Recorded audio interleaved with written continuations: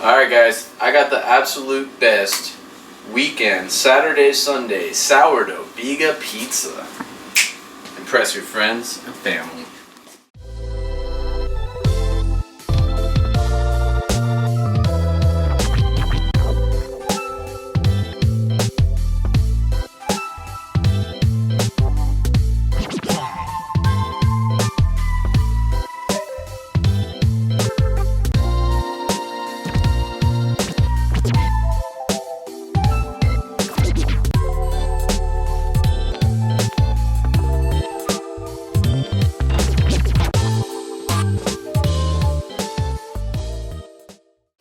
Alright, the first step to make a good sourdough pizza is making a good sourdough pizza dough. To make a good sourdough pizza dough, you gotta make the sourdough BIGA. But before that, you gotta make sure your starter is established and ready to go. I just fed mine, so you're not gonna see any crazy bubbling right now. Alright guys, so for this recipe, for my sourdough BIGA, I'm going to start with 28 grams of starter to the best of my ability.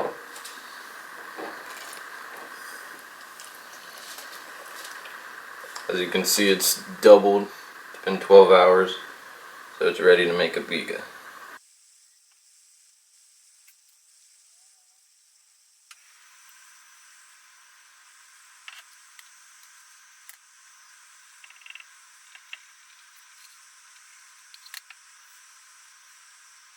And that is 28 grams of starter. Now next, it's going to get 28 grams of flour, but first you don't want to do that. First you want to add 1/4 of the amount of starter you used, which will be 7 grams, in water.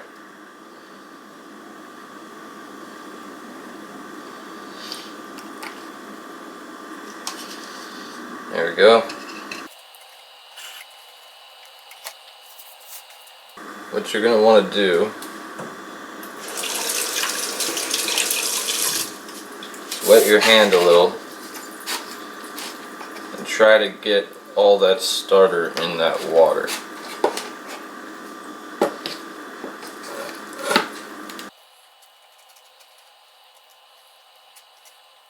See, I'm getting it all flat like this too.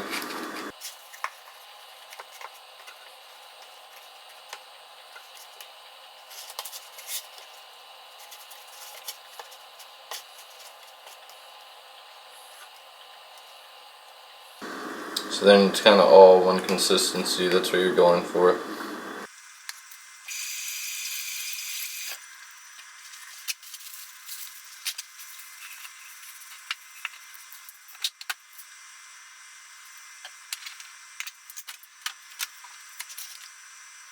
So now,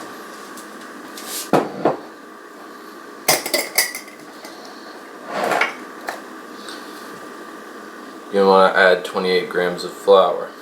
When you do this, try to sprinkle it around the whole thing.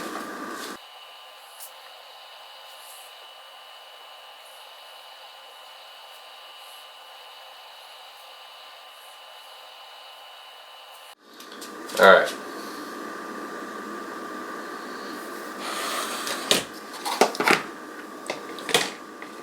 So,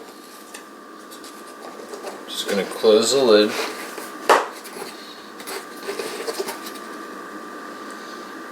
I'm going to shake it.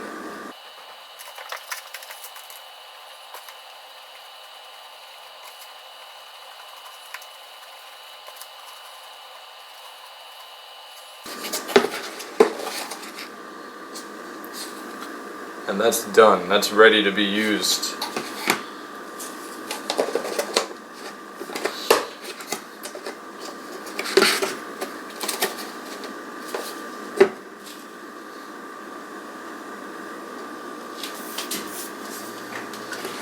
So in about, it's the morning, I just fed this.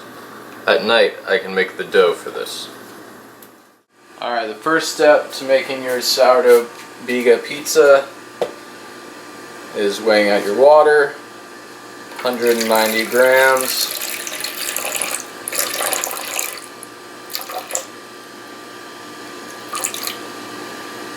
Beautiful. Here's my BIGA. It's been sitting on the counter for about, I don't know, 10-12 hours. You can go really anywhere from 8 to 16 hours. I'm going to wet my utensil to hopefully make this easier to get off.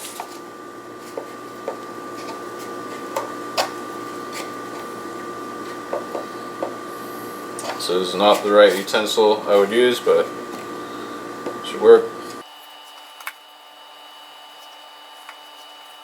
Okay, I'm going to wet my hands and then just get it off.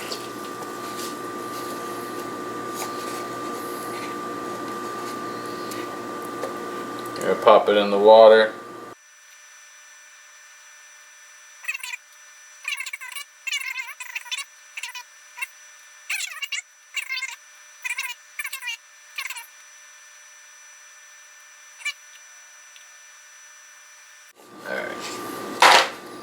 I'm going to take that off of my scale now, and I just give it an initial kind of push towards the bottom of the bowl or madia if you're going to use that, just to kind of start to break it up a little more, because this kind of just helps later in kneading. But you want to make sure it's all under the water, in the water, and just an initial breakup of the BIGA. And I recommend, once you did just the very slightest like that initial breakup of your BIGA in the water, if it's all submerged, you don't really need to cover it, but I'm going to just to be safe. And you can give it anywhere from 15 minutes to an hour.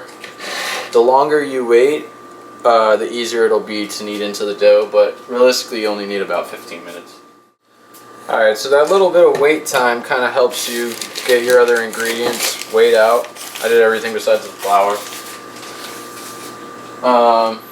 So it's been more like 10 minutes for me, but I know that even some time helps tremendously. You can of course just go straight into the rest of your dough, but this just saves you a little less muscle when it comes to kneading it.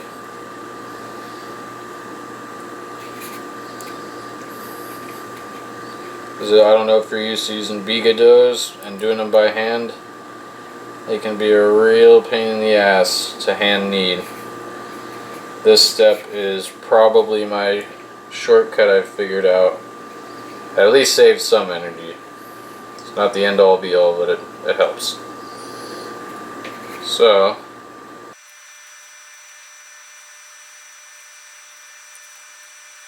looks good. Let's move this to the scale. So once again, you're aiming to use about 60 grams of BIGA, but like you saw, it's kind of hard to get it out of the container. I probably use more like 45, which is fine. Anywhere really from 5 to 20% is good, but 10 to 20% gives you more similar results. So now with that, I have 2% diastatic malt powder, which you can also use sugar, but this is a more natural form. And that's going to be 6 grams of that. And I'm just going to throw my oil in now as well. And I'm going to just give it a quick stir.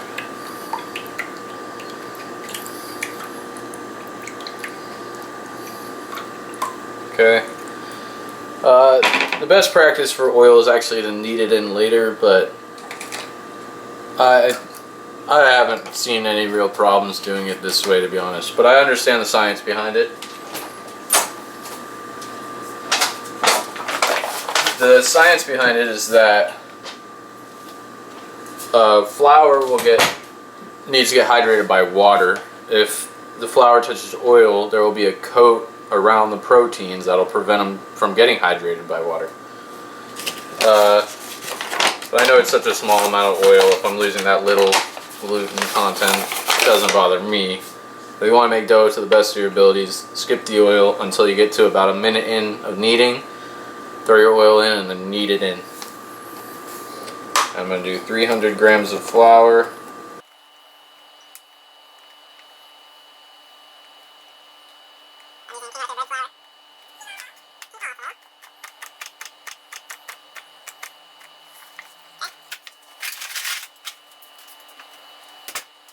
Now you can take that off of the scale. Actually need to rinse this bad boy off real quick.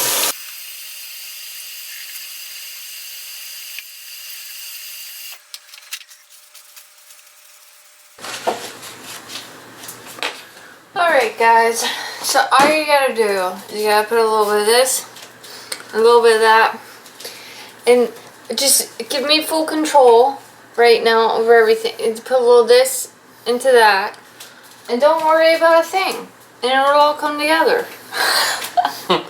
Alright, thanks for that. Anyways, I did it. let me continue. So I'll have to read this whole fucking thing. He's actually a little upset right now. Little is an understatement. Go ahead, babe.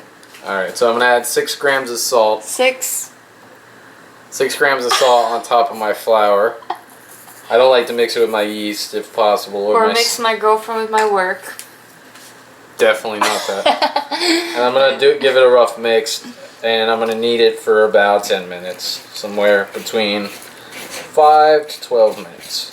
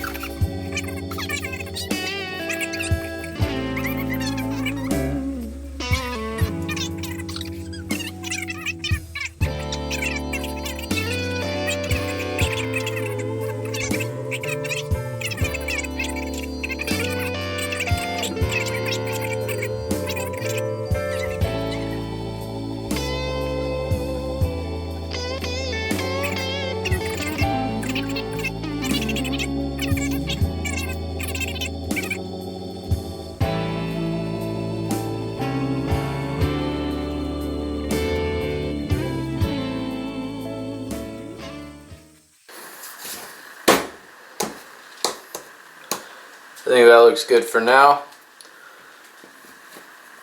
We'll let that bad boy sit for about 15 minutes, just like that. Alright, so it's been about 15 minutes. What I'm going to do is going to very lightly put a tiny bit of oil on the dough, and I'm going to build tension on the surface, kind of like I'm balling up a pizza dough, and make it get that smooth look that you want. There we go.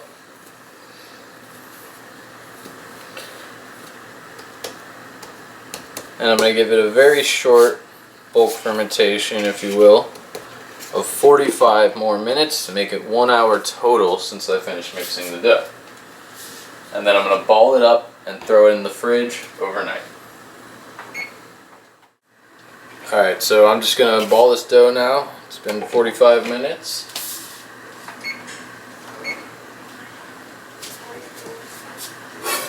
And I know this batch can be cut directly in half to make 2 pizzas.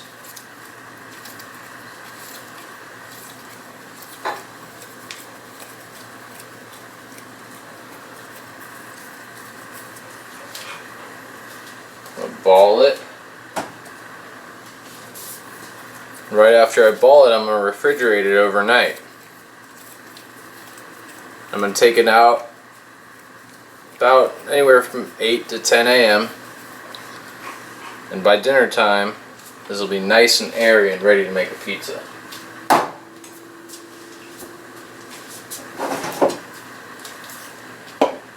Two beautiful dough balls. You could also make one large pizza instead if you want.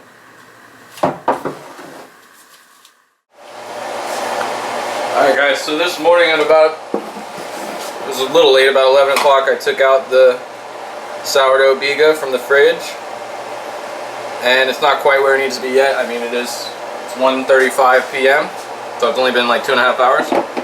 At about, for me, 8 or 9 because I took it out a little late. It should be real airy and ready to go to make some bomb-ass pizza.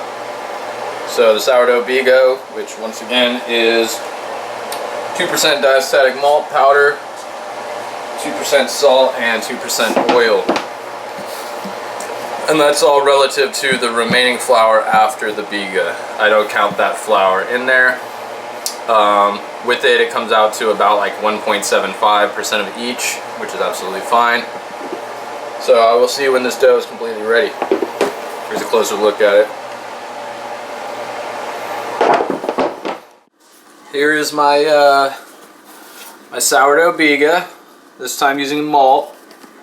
But I wanted to show that it can be a wonderful weekend pizza, because for instance, you can make your BIGA in the morning the day before you want to make your pizza, and that night you make your dough, you throw it in the fridge, the next morning you take it out and it's ready by dinner. I don't know if you saw this before, but this thing doubled if not tripled in size already. So let's see how good of a pizza it makes right here.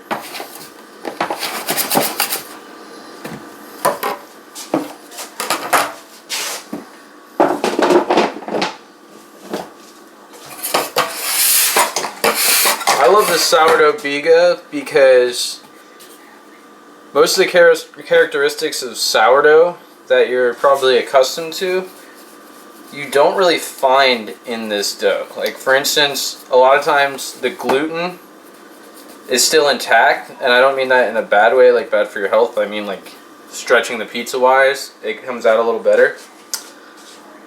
It's also way airier than like if I just made a normal sourdough pizza with the leaven. This BIGA, I guess it's the hydration difference. It's more acetic acid than lactobacillus that it makes it yeastier versus bacterial.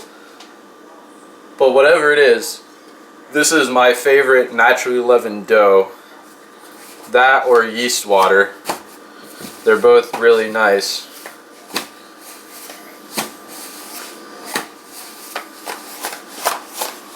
You can see it's not breaking on me. The gluten's still intact for sure.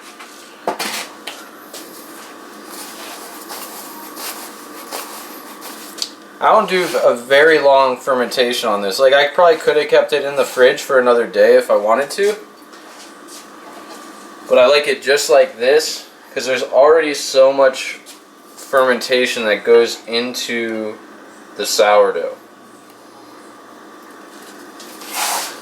And like I said, the recipe calls for 60 grams of sourdough, or BIGA, but you saw I only got like 40 something out, and it's still like the same results. So that's what I like about it. It's very versatile, and I think it's wonderfully tasty. This is my first time using diastatic malt in it, and if it tastes as good as it did with the previous video I did, this is probably going to be my favorite home pizza recipe. Next up is, after this next set of videos I'm doing, we're going to get into yeast water, which is a very, very cool concept.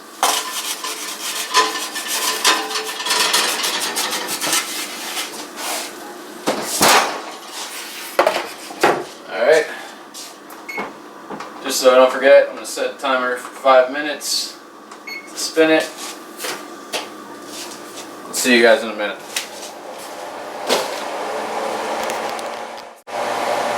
Alright, so we got to count down. We're about 45 seconds, so let's cook for 5 minutes. And I do want to see it before I just spin it and throw it back in, because it might be done. 5 minutes is a pretty quick cook time.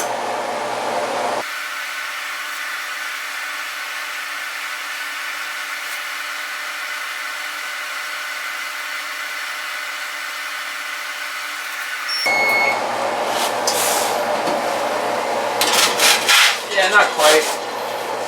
So you need to spin.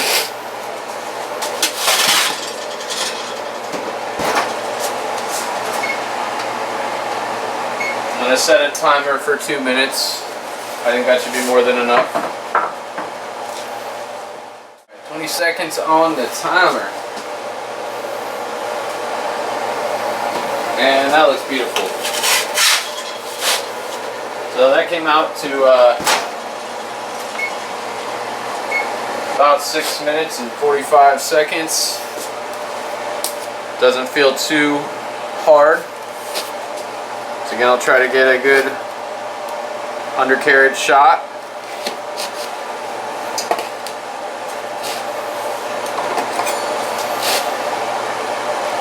Give it just a couple seconds. Let's cut this thing. You can see how airy it got.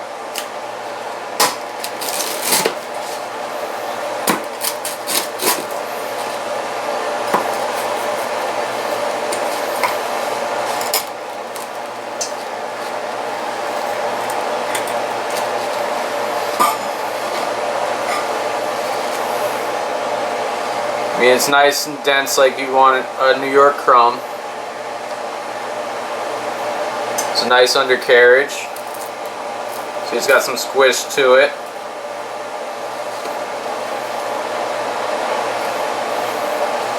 I think that's beautiful. A lot of people say you should never use sourdough for New York pizza, but I mean, look at that. That's absolutely gorgeous.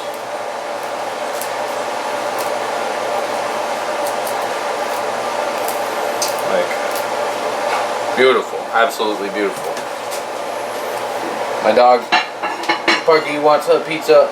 You do like pizza? Yeah, I like pizza. So it's a little bit hot. I'm gonna come back in a little for a taste test. I don't like pizza that absolutely burns my taste buds. Alright, the Sourdough BIGA pizza. I mean, look at that. See how it doesn't crack there on the bottom? But it bends nice and there's no flop. If I hold it straight, not much bend.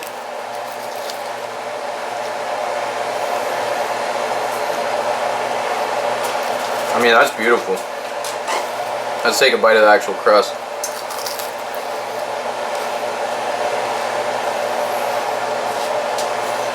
It's complex. The sourdough, the BIGA, the malt. It's like, I think this is the best, absolute best homemade pizza dough you can make in a home oven, for sure.